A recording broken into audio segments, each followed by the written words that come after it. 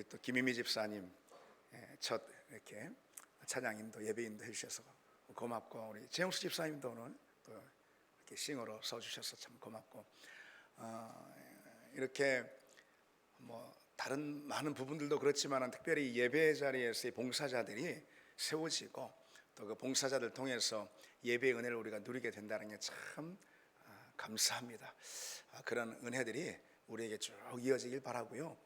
여러분, 오늘 이렇게 함께 모여서 우리가 기도할 때는요, 우리가 큰 목소리로 같이 기도하시기 바랍니다. 찬양도 크게 하시기 바랍니다. 뭘 성대를 그렇게 아끼십니까? 뭐 저처럼 맨날 말하는 사람들도 아니잖아요. 여러분들은 아낌없이 성대를 써서 우리 하나님 크게 찬양하고, 뭐 그냥 묵음으로 해도 하나님 다 알아들으신다고요? 물론 그렇죠. 그러나 소리를 내서, 왜냐하면 우리가 같이 드리는 예배의 자리이기 때문에 그렇습니다. 기도도 마찬가지예요. 기도도 여러분 두 가지가 있어요. 하나는 묵음으로 조용히 우리 마음으로 기도하는 거예요. 하나님 다 들으시고 응답하십니다. 그런데 우리가 보통 여기 이 자리는 합심기도라고 말하잖아요. 합심기도는 이꼬르 통성기도예요. 왜냐하면 합심, 마음을 같이 해서 뜻을 하나로 모아서 기도하는 거잖아요. 합심기도가. 그것은 기도 제목을 이렇게 던져줄 때 이렇게 통성으로 목소리로 부르짖어 기도할 때 그게 합심인 줄 알고 합심으로 서로 연결되는 거 아니겠어요? 공동체가. 그렇죠? 그래서 우리가 공동체 안에서 함께 기도할 때, 합심 기도할 때는 통성으로 하는 거예요. 통성으로. 여러분 사도행전 1장 2장에 초대교회 성도들이 기도하고 결국은 기도의 결과로 성령 강림의 역사가 일어나지 않습니까? 어떻게 기도했을까요? 묵음으로요? 묵상으로요? 아닐 것입니다. 통성으로 크게 기도했던 거예요. 그러니까 방언이 터져 나오고, 방언이 막 어찌나 방언 기도가 막 그냥 큰 소리로 울려 퍼졌던지 마가의 집 저 바깥에 있는 사람들 다 들었잖아요. 그렇죠? 저들이 대낮에 술 취하는 거 아니냐 할 정도로 말이죠. 여러 사람들의 목소리가 막 뒤섞여서 크게, 더군다나 그것도 방언 소리가 막 나니까, 그러니까 뭐 저것들이 다 술 먹은 거 아니야, 바깥에 다니는 사람들이 그럴 정도로. 여러분, 그게 합심기도예요. 합심기도는 통성기도예요. 그래서 여기 예배당 바깥에 다니는 사람들도 다 들을 수 있을 정도로 우리가 큰 목소리로 찬양하고 큰 목소리로 기도하고, 아멘. 네, 우리 그렇게 합시다. 새벽기도 자리에서는 물론 우리가 조금 묵음으로 할 수도 있고 다 그렇다고 봅니다. 근데 우리가 이 수요일이나 주일 성령 집회나 등등 큰 소리로 찬양하고 또 기도하기를 원합니다. 자, 우리가 살펴보고 있는 이 요한계시록 17장은요 음녀 바벨론과 짐승에 관한 그런 내용입니다. 요한계시록에서 이 음녀로 묘사되는 바벨론, 이 바벨론은 당시 로마 제국을 의미합니다. 그리고 로마 제국은요 세속적 모든 가치와 영광을 상징하는 거예요. 따라서요 이렇게 말할 수 있어요. 음녀 바벨론이라고 이 요한계시록에서 표현하고 있는 이 바벨론은요, 음녀는요 하나님을 대적하고 복음을 미워하는 세상의 모든 가치와 영광들, 세상의 가치, 세상의 영광. 그런데 결국은 그것이 복음을 대적하고 하나님을 미워한다, 이런 것입니다. 그런데 오늘 본문에 보면은요 특별한 대목이 나오죠. 이 음녀가 7절에 어떻게 되어 있죠? 짐승을 타고 있습니다. 짐승을. 여러분, 짐승은 어떤 존재일까요? 우리가 이미 살펴본 대로 요한계시록 13장에 이 짐승은 두 짐승이 있는데, 오늘 17장에 등장하는 이 짐승은 요한계시록 13장의 첫 번째 짐승이에요. 어떤 거죠? 바로 적그리스도를 가리킵니다. 적그리스도가 무엇일까? 적그리스도는요 사단, 용이라고 묘사가 되어 있죠. 요한계시록에 이 사단에게 권세를 받아가지고 하나님을 대적하고 교회를 박해하는 그런 세속 권력, 다시 말해서 모든 세속적인 정치, 경제, 사회, 문화적 모든 권력들, 그것이 곧 이 첫째 짐승인데, 오늘 본문에 등장하는 바로 이 짐승을 말합니다. 근데 오늘 본문에 뭐라고 기록하고 있다고 그랬죠? 악한 세상인 이 음녀가 바로 그 세속 권력인 짐승을 올라타 있습니다. 그것은 세상과 적그리스도가 서로 하나가 되어서 하나님을 대적하고 교회를 공격한다, 그런 의미겠죠. 오늘 본문에 보면은요 음녀 바벨론이 타고 있는 이 짐승에 대한 소개가 자세히 나오는데, 자, 이것을 하나하나 다 우리가 이 시간 살펴볼 수는 없습니다. 그리고 여러분들 그렇게 할 필요가 또 없다고도 생각이 됩니다. 간략하게만 보시면은 오늘 본문에 묘사된 짐승은 어떤 모습이죠? 음녀가 타고 있는 이 짐승은요 7머리와 10뿔이 달려 있어요. 그런데 요한계시록 12장에 보면은 용은 사단이거든요. 이 사단인 용 역시 7머리와 10뿔이 달려 있습니다. 오늘 본문의 짐승 곧 적그리스도의 모습도 똑같죠. 그러니까 뭐예요? 짐승, 다시 말해서 이 적그리스도, 세속 권력을 뜻한다고 그랬잖아요. 모든 정치, 문화, 경제, 사회적 모든 세속 권력의 총체, 이게 적그리스도라고 그랬잖아요. 이 적그리스도가 실은 용, 사단과 닮아 있는 것을 말하는 거예요. 예. 특별히 7머리와 10뿔은 세상 열국과 열국의 왕들을 의미하는 건데, 어쨌거나 적그리스도는 사단의 모습과 너무 흡사하고 닮아 있습니다. 왜 그럴까요? 어둠의 권세 사단이 어둠의 권세이죠. 우두머리 아니겠어요? 이 사단이 적그리스도로 이 세상 가운데 적극적으로 활동을 하는 것이죠. 사단이 적그리스도의 모습으로 활동을 하고 있기 때문에 이 둘은 서로 닮아 있는 것입니다. 근데 본문 9절로 10절에 보면은 그 7머리는 여자가 앉은 7산이요 또 7왕이라. 이렇게 좀 여러분 이 본문의 이 의미가 무엇일까요, 여러분? 여자, 곧 당시 로마를 가리키는 거예요. 여자는 이 여자 로마를 가리키는 건 세상이라고 그랬잖아요. 아까 또 이 여자 음녀예요, 음녀. 그리고 로마 세상은 다 같은 거예요. 같은 것으로 여러분 이해하시면 됩니다. 오늘 본문을 읽으실 때. 근데 이게 7산에 앉아 있다고 그랬어요. 근데 7산은 한편 또 짐승인 거예요. 7절에 보면은 짐승은 적그리스도라고 그랬잖아요. 근데 여러분 이것을 그러면 어떻게 이해할 수가 있을까요? 음녀와 짐승은 서로 한 가지라는 그런 뜻이고요. 그럼 7산은 여기서 무엇이냐? 7산 역시 다름 아닌 로마예요. 로마는 또 음녀라고 그랬잖아요. 음녀는 세상이라고 그랬고요.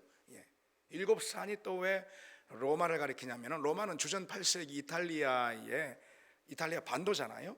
그 동쪽 연안에 있는 7산, 뭐 산이라고 할 수 없는 언덕 같은 7개의 그 언덕 위에 세워진 도시가 바로 로마고, 그 로마가 점점 강성해져서 제국을 이루게 된 거죠. 따라서 1세기 당시 7산이라 이렇게 일컬을 때는 로마 제국을 뜻하는 겁니다. 그러니까 여러분 이런 장면이에요. 제가 하나로 이렇게 요약을 하자면은 7머리인 짐승이 음녀 곧 세상과 함께 로마에 앉아 있습니다. 따라서 9절과 10절의 의미는 한마디로 말해서 적그리스도와 음녀가 세상을 다스리고 지배한다, 이런 뜻입니다. 적그리스도가 세속적인 모든 가치와 함께 세상을 다스리고 그리스도를 대적하며 교회를 공격한다.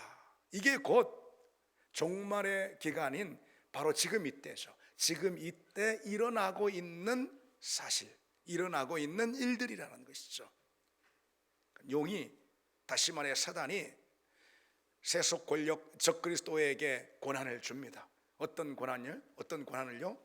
그리스도를 대적하고 또 교회를 공격하고 그리고 우리의 믿음을 꺾어버리는 그런 권한을 줍니다. 그러니까 이 적그리스도가 음녀 곧 세상과 더불어서 우리 교회 가운데 그리고 신앙인들 가운데 그와 같은 적그리스도의 행위들을 행하고 있는 것이죠. 그게 바로 이 시대, 이 종말의 기간 가운데 일어나고 있는 중대한 사건이라는 그런 뜻이에요.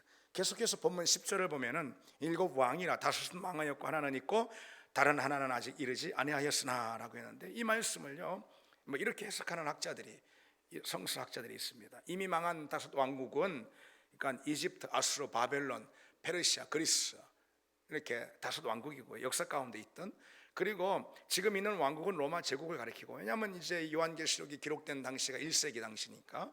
그리고 한편 아직 나타나지 않은 왕국은 미래에 나타날 강력한 적그리스도이다, 뭐 이렇게 이제 해석하는 학자들이 있습니다. 근데 이제 이건 뭐 문자적인 해석이라 이렇게 말할 수가 있고, 그보다는 이렇게 해석하는 것이 옳습니다. 7왕은요 로마 제국으로부터 마지막 종말의 이 사이, 종말의 끝이 있잖아요. 그러니까 예수 그리스도께서 오신 초림부터 재림까지가 종말인데 그 종말 가운데도 종말의 끝이 있는 거 아니겠어요? 그리스도께서 오신 그때로부터 종말의 그 끝까지 있는 모든 세속 권력이나 악한 통치자들, 적그리스도인 거죠. 그걸 의미하는 것입니다.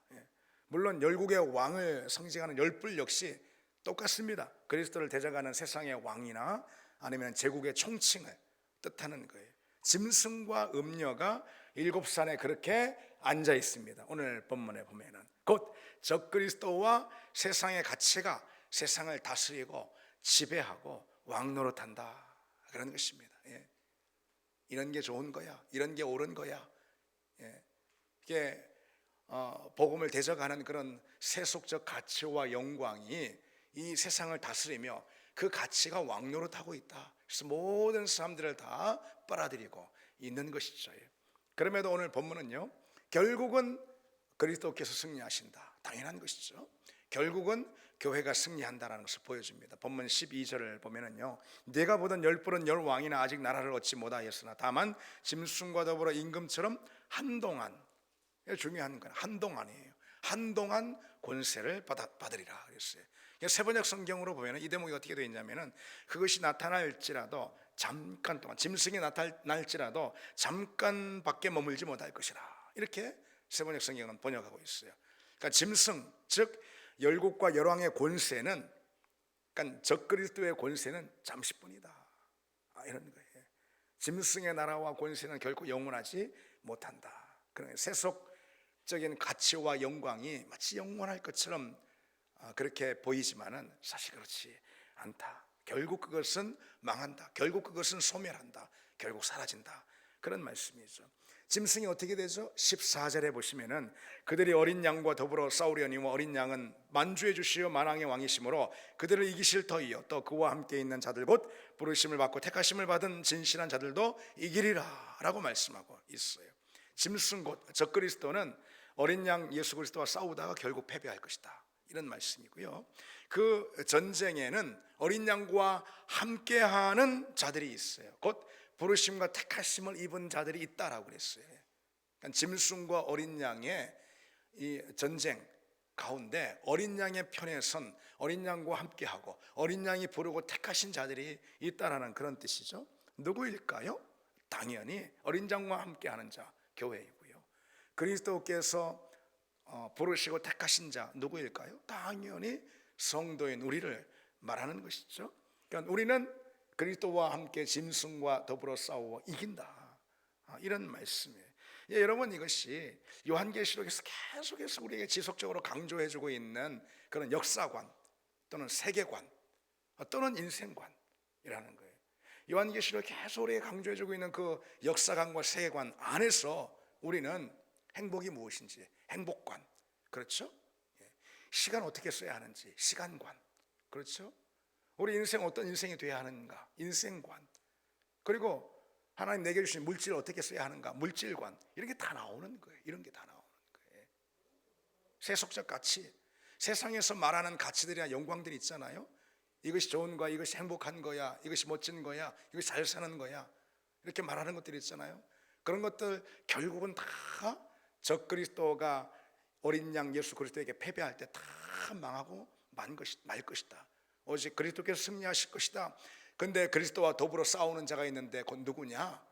그리스도께서 부르시고 택하신 자들, 교회와 성도들을 의미하는 것이죠. 그들이 결국 이길 것이다 라고 말씀해요. 이게 요한계시록에 계속해서 강조되며 흐르고 있는 그런 요한계시록의 세계관, 역사관이라는 거예요. 여러분, 우리는 그 역사관과 세계관 가운데 아까도 말씀드렸듯이 인생이 무엇이냐, 어떤 것이 행복한 것이냐, 어떤 것이 시간을 바로 쓰는 것이냐, 어떤 것이 물질을 올바로 청지기적 자세로 관리하는 것이냐 등등 말이죠. 어떤 것이 성공이냐, 성공관 말하자면요, 어떤 것이 행복한 것이냐, 행복관, 이런 것들을 다 우리가 가질 수가 있다는 것입니다. 그러니까 우리는 세상 사람들과 결코 같을 수가 없는 거예요.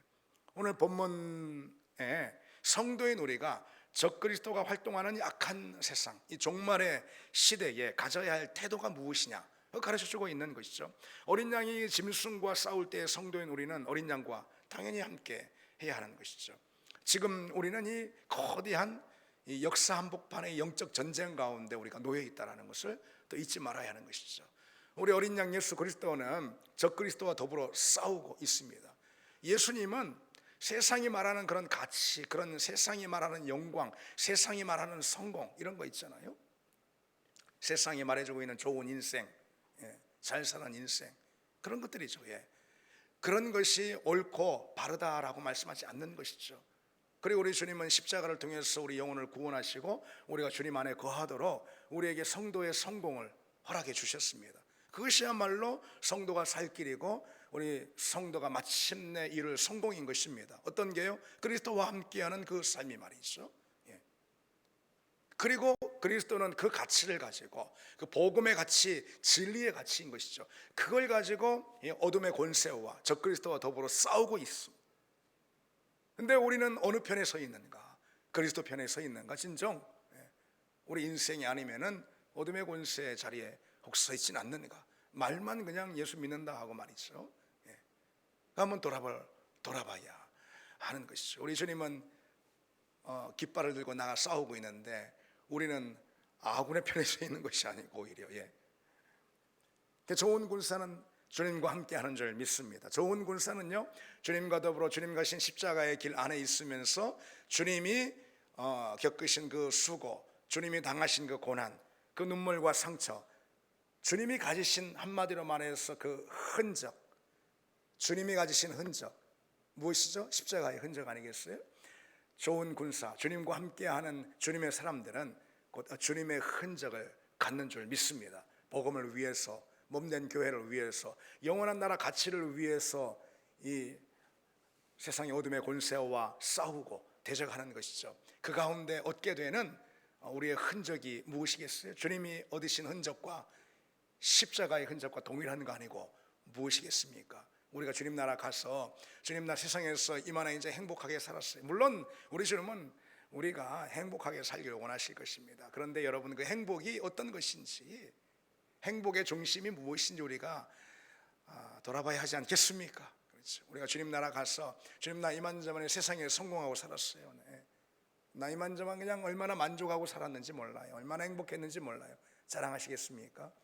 우리가 주님 앞에 가 자랑할 것은 주님이 갖고 계신 그 십자가의 흔적, 그 스티그마라고 그러죠. 스티그마, 십자가의 그 흔적을 우리 역시 가지고 있는 것. 그래서 동일한 흔적을 가진 주님과 우리가 서로 만나는 자리가 천국의 자리 아니고 무엇입니까?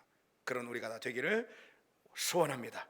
다시 본문을 보시면 16절에요. 내가 본 바 이 열벌과 짐승은 음녀를 미워하여 망하게 하고 벌거벗게 하고 그의 살을 먹고 불로 아주 살으리라 그랬는데요, 흥미로운 대목이에요. 이것이 흥미로운 대목.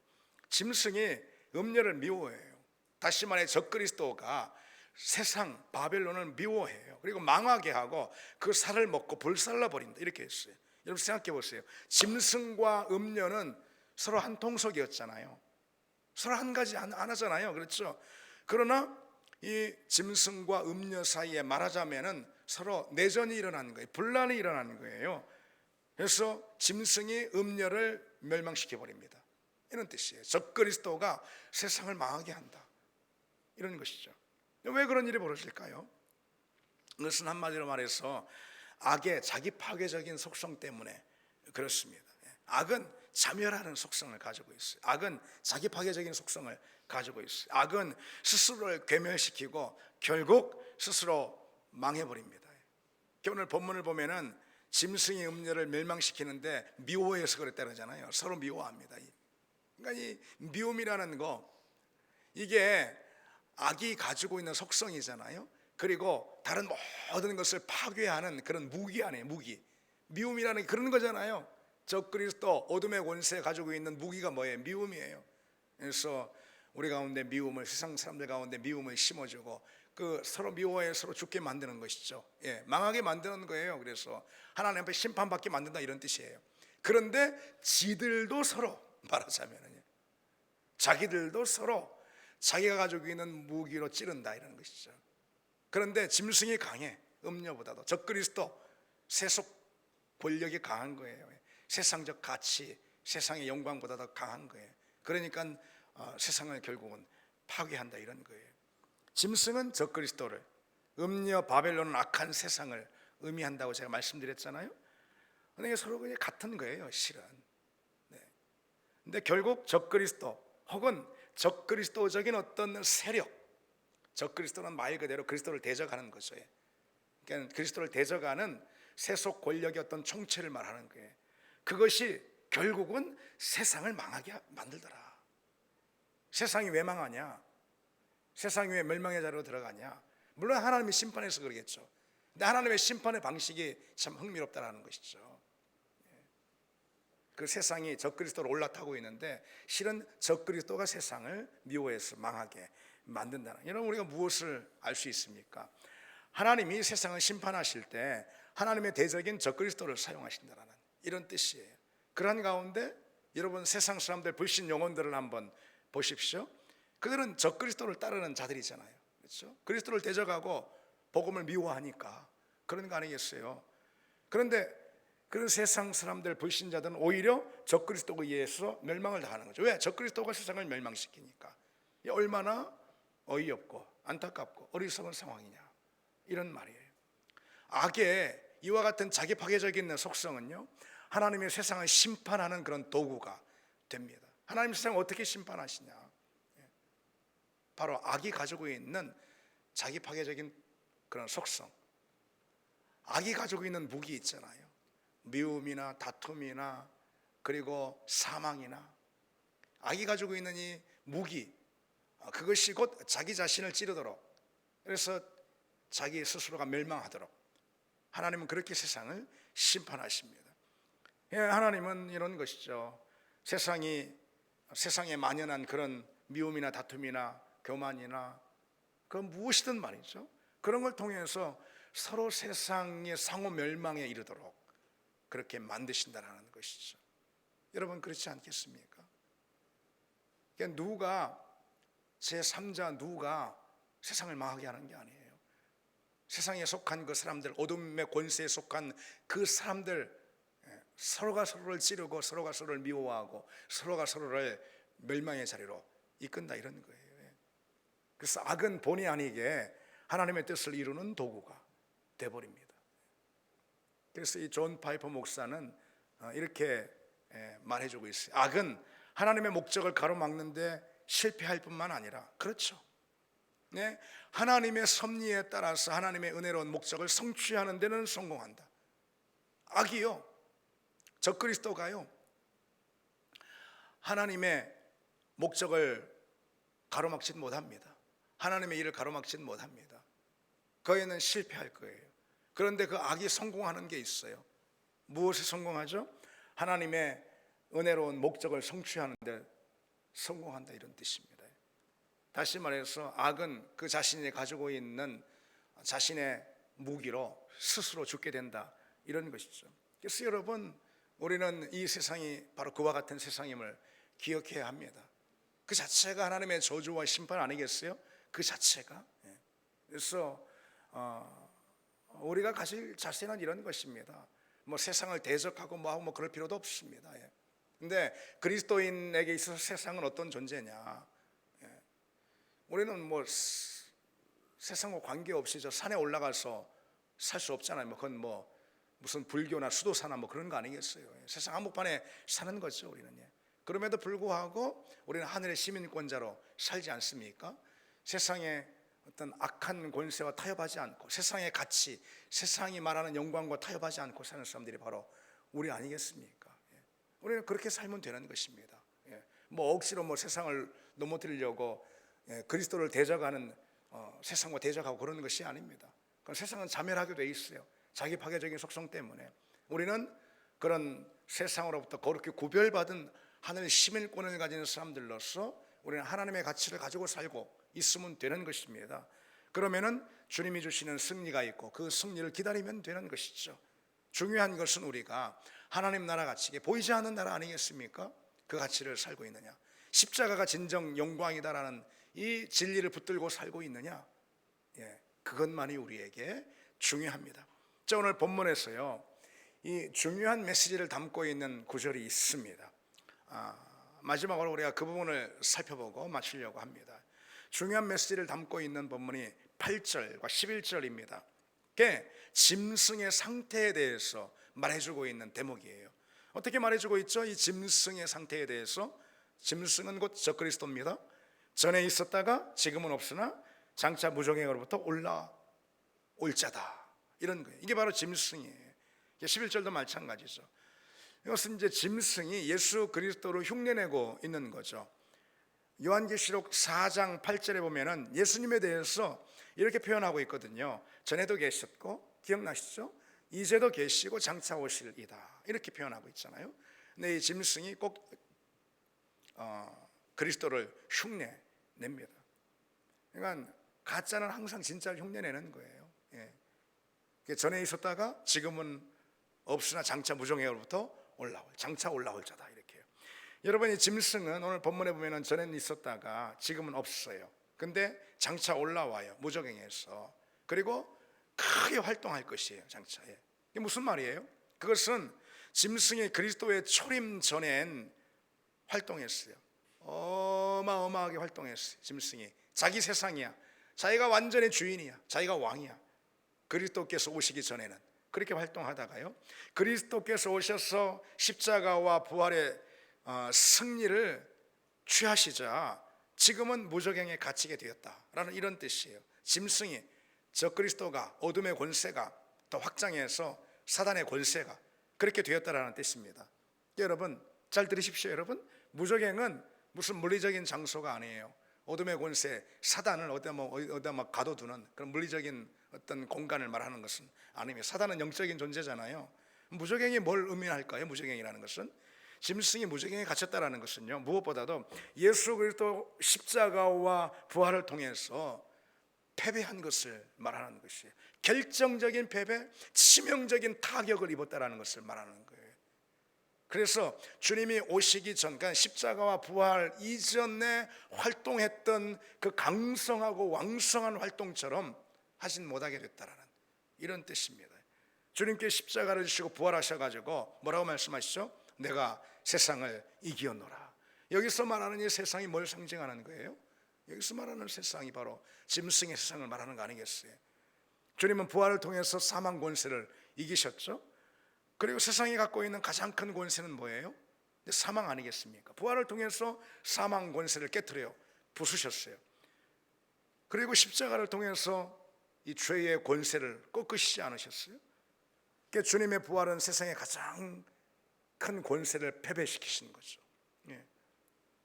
그리고 주님이 그처럼 세상을 이기셨기에 주님을 따르는 우리 역시 필연적으로 이길 수밖에 없다. 우리에게 이 승리라는 것은 불가피한 필연입니다. 아멘.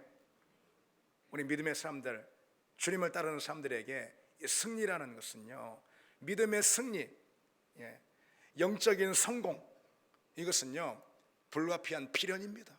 왜? 우리 주님께서 부활의 승리를 이루셨기 때문에, 우리 주님께서 십자가를 통해 죄의 권세를 깨뜨리셨기 때문에 그렇습니다. 여러분, 우리의 승리는 뭡니까? 아까 말씀드렸듯이 세속적 가치의 영광과 그런 승리들, 그런 게 우리의 승리입니까? 아니라고 말씀을 드렸잖아요. 우리 인생의 승리는 다른 게 아니에요. 주님께서 부활하셨다라는 복음입니다. 아멘. 주님이 부활하셨다라는 복음, 굿뉴스. 우리에게 승리의 북소리가 아니고 무엇입니까? 주님의 부활이 곧 우리에게 이 승리의 북소리입니다. 복음이 승리의 북소리예요. 천국의 소망이 우리에게는 승리의 북소리인 거예요. 다른 거 어떤 것이 아니고 말이죠. 어떤 소식이 우리에게 들려야 그것이 우리 인생의 승리와 결정적인 성공이 되겠습니까? 다른 게 아니에요. 우리 주님이 부활하셨다, 우리 주님이 죄의 권세를 꺾으셨다, 이것이 바로 우리의 결정적인 승리의 북소리입니다. 우리는 여러분 세상에서 얻는 여러 작은 승리들로 사는 그런 사람들이 아니에요. 작은 승리들, 이렇게 표현해 볼게요. 하찮은 우리 인생의 승리들로 우리는 영광을 얻는 사람들이 아닙니다. 주님이 이루신 승리에 비해서 어떤 것이 하찮고 작은 승리입니까? 한마디로 말해서 내가 이루는 승리들. 여러분, 우리 인생에서 여러분들 스스로 이루는 승리가, 여러분들 스스로 성취하는 성공들이 다 있으시길 바랍니다. 축복합니다. 싫습니까? 그러시길 바랍니다. 그러시길 축복합니다. 뭐가 잘 되고 어떤 것에 성공하고 어떤 것에 뭐 승리의 기쁨을 맛보고 직장에서든 가정에서든 뭐 어디에서든 말이죠. 그러시길 바랍니다. 그러나 여러분, 우리 주님께서 우리에게 말씀하시고 우리에게 주신 이 승리, 복음이라는 천국의 소망이라는 예수 부활하셨다라는 예수께서 모든 죄의 권세를 꺾으셨다라는 이 십자가의 승리, 그 승리의 북소리에 비하면은 우리가 내 삶에서 내가 이루는 승리는 아무것도 아님을 믿습니다. 비교할 수가 없는 것이죠. 우리는 예수가 얻은 승리, 그래서 내게 선물하신 그 승리, 그 승리로 사는 사람들임을 믿습니다. 예수 십자가가 우리에게 준 승리, 죄의 권세를 꺾고 사망의 권세를 물리친 그 승리, 그 승리로 오늘을 사는 삶임을 믿습니다. 비록 우리 삶의 자리에서 내가 이룬 여러 승리의 소식들이 없다 하더라도, 비록 내 삶의 자리에서 내가 누리는 여러 많은 성공의 소식이 없다 하더라도 우리 주님이 내게 안겨주신 그 승리로 기뻐하며 오늘을 승리자로 살아가는 그런 우리임을 믿습니다. 물론 여러분, 사단은 지금도 활동하고 있습니다. 그러나 예수 그리스도의 십자가 승리와 부활의 권세로 인해서 결정적 패배를 당한 거예요. 복음서는요, 적그리스도 혹은 이 사단이 예수 그리스도의 사역으로 말미암아 결박당했다, 그렇게 말씀해주고 있어요. 주님께서 마가복음 3장 27절에 이렇게 말씀하시죠. 사람이 먼저 강한 자를 결박하지 않고는 그 강한 자의 집에 들어가 세간을 강탈하지 못하리니 결박한 후에야 그 집을 강탈하리라. 이게 진짜 무슨 의미일까요? 주님이 어둠의 권세, 사단의 권세를 결박하셨다, 바로 그런 의미인 거예요, 이 말씀이. 그렇습니다. 주님이 오셔가지고 십자가와 부활로 사단의 결정적인 패배를 안기시고 그 권세를, 사단의 권세를 결박하셨어요. 그로 인해 사단은 성도인 우리 믿음과 교회를 결코 무너뜨릴 수 없다. 아까 말씀드렸잖아요. 성도에게 있어서 이 승리는 불가피한 것이다. 피할 수 없는 거, 이것은요. 피할래야 그런 게 됐습니다. 우리가 주님의 진정한 자녀이라면은 그렇습니다. 그래서 이 종말의 기간에 어둠의 권세가 암약합니다. 그런데 그 어둠의 권세는 결코 성도의 믿음 또는 주님의 몸된 교회를 무너뜨릴 수가 없어요. 그 말씀을, 그러니까 복음서에서 사단의 권세를 결박했다라는 이 말씀 있잖아. 이 말씀을 요한계시록에서는 어떻게 표현하고 있는 것이죠? 그 사단이 무저경에 갇혔다. 그리고 또 어떻게 표현하는 것이죠? 지금은 없으나, 이렇게 지금은 없으나 사단이 완전히 없다, 이런 뜻은 아닌 거예요.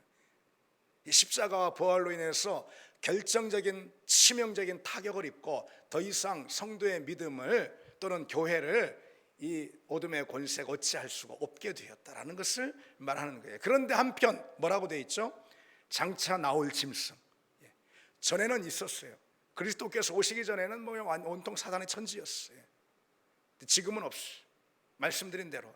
그런데 앞으로 장차 나올 거예요. 무종행으로부터 나올 거라고 그랬어요. 이게 무슨 말씀일까요? 이 말씀은 종말의 마지막 때, 종말이 있는데 종말 가운데도 마지막 때가 있지 않겠습니까? 그렇죠? 재림이 임박한 마지막 때가 있지 않겠습니까? 그때가 지금인 줄 누가 알겠습니까? 그건 모르는 것이죠. 어쨌든 그 종말의 마지막 때에는 사단이 훨씬 더 거세게 활동해서, 이게 최후의 발악인 거예요. 말하자면 최후의 발악. 여러분, 불씨도 있잖아. 불씨도 꺼질 때 확 타오르고 꺼지잖아요. 죽을 땐 죽더라도 그렇잖아요. 최후의 발악인 거예요.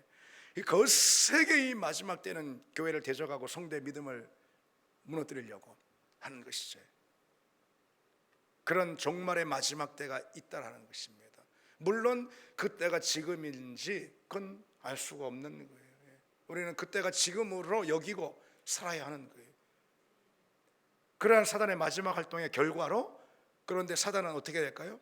결국은 그리스도에게 패퇴하고 불못에 던져지게 됩니다. 무저갱에 갇혔던 사단이 불못에 던져지는 거예요. 요한계시록 20장 14절에 보면은 사망과 음부도 불못에 던져지니 이것은 둘째 사망 곧 불못이라 이렇게 말씀하고 있어요. 그렇습니다. 그러니까 사단은 마지막 때, 그러니까 종말의 끝인 거예요. 그때에 잠시 풀려나서 무저갱에서, 그래서 왕성한 활동을 하다가 최후의 심판을 받았어요.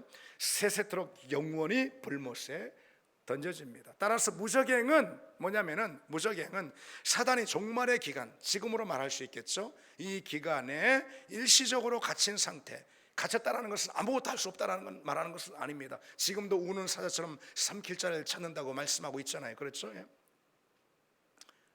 그러나 주님의 자녀들과 교회에 결정적이고 치명적인 타격을 입힐 수는 없어요. 우리 주님께서 지키시니까. 어쨌든 일시적으로 이 무저갱에 갇힌 상태, 그게 바로 무저갱입니다. 그런데 불못은 뭐냐? 불못은 사단이 종말의 끝에 확 활동하다가 결국은 완전히 멸망하고 마는 거예요. 우리가 기억해야 할 사실은요, 사단이 마지막 때에 크게 일어나 활동한다는 그 사실입니다. 그때가 바로 지금일 수가 있는 것이죠. 우리는 깨어서 경성해야 합니다. 오늘 본문에 장차 무저갱에서 올라와 그랬어요. 그러면은 마지막 때는 왜 그처럼 사단이, 어둠의 권세가 무저갱에서 올라올까요? 잠시 풀려서, 다시 말해서 더 강성해져 가지고 더 거세게 이 사단이 마지막 때는 활동하게 될까요? 그것은요, 이 사단이 예수 그리스도 십자가와 부활에 의해서 아까 말씀드린 대로 결정적인 타격, 치명상을 입었다고 하지 않았습니까? 그런데 그때 얻은 이 결정타를 완전하게 이루는 거예요. 이 최후의 심판 이전 마지막 때에는. 그래서 완전하고도 영원한, 다시는 일어설 수 없는 그런 패배와 멸망을 주고, 그래서 불못에 던져지는 것입니다. 그걸 위해서 마지막 때 잠시 무저갱에서 풀려난다. 여러분, 이것이 성경 요한계시록이 우리에게 가르쳐주고 있는 그런 말씀입니다. 우리가 살아가는 세상의 모습이 어떤 것인지 우리에게 가르쳐주는 것, 그 성경의 말씀을 통해 우리가 배워야 하지 않겠습니까? 바로 이거예요. 여기서 우리가 중요한 사실 한 가지만 좀 기억해 보려고 합니다. 예수 그리스도와 십자가 이전에는, 십자가와 부활 이전에는 사단이 말씀드린 대로 저울로 주인 노릇을 하고 다니는 거예요. 그리고 종말의 마지막 때에는 사단이 잠시 풀려서 왕성하게 활동하다가 결국은 불못에 던져질 것입니다. 그런데 지금 이 종말의 기간 있잖아요. 이 종말의 기간엔 사단이 무저갱에 갇힌 상태인 거예요.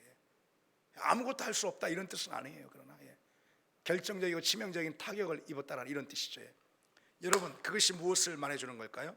지금이야말로 하나님의 자녀들, 그리스도의 종들인 우리가 복음의 역사들을 펼쳐갈 기회다, 이것을 또 말해주는 사실입니다. 로마서 5장 21절에 이는 죄가 사망 안에서 왕노릇한 것 같이 은혜도 또한 의로 말미암아 왕노릇하여 우리 주 예수 그리스도로 말미암아 영생에 이르려 함이라 그랬습니다. 그러니까 지금은 복음 안에서 구원의 은혜가 왕노릇하는 그런 때다, 이런 말씀이에요. 지금 이 종말의 기간이, 고린도후서 6장에 보라 지금은 은혜 받을 만한 때요 보라 지금은 구원의 날이로다 하지 않았습니까? 언제가 복음이 왕성하게 막 일어나는 때이겠습니까? 언제가 하나님의 교회가 하나님의 역사들을 왕성하게 펼칠 수 있는 때입니까? 그리스도께서 오시기 전에? 물론 아니죠. 물론 아니죠. 완전 종말의 끝인 마지막 시대에 사단이 무저갱에서 풀려나서 거세게 활동하고 많은 사람들을 믿음을 꺾고, 그리고 또 배교자를 만들고 하는 그런 때요? 아니죠. 바로 이 종말의 기간, 무저갱에 갇힌 바로 이 기간이야말로 주님께서는 성도인 우리, 곧 교회에게 주신 절호의 기회인 것입니다. 기회인 거예요. 영혼의 추수를 이루는 바로 그런 기회의 때입니다. 주님께서 이미 이 땅에 오셔가지고 하나님 나라를 전하시고 십자가에 달려 온 인류를 구속하시고 부활하심으로 사단 권세를 결박하셨잖아요. 바로 지금. 그러니 지금 이때에 복음의 씨앗이 왕성하게 뿌려져야 하는 것이고, 그럴 수 있게끔 이미 열매가 다 무르익었다, 주님 또 그렇게 말씀하셨어요. 예수님께서 십자가에서 구원의 사역을 마치신 후는 그야말로 이 영혼의 들녘이 황금 들녘이 되었다, 이런 거예요. 그래서 주님이 내가 너에게로 오니 눈을 들어 밭을 보라, 희어져 추수할 때가 되었다, 이렇게 말씀하시는 것이죠.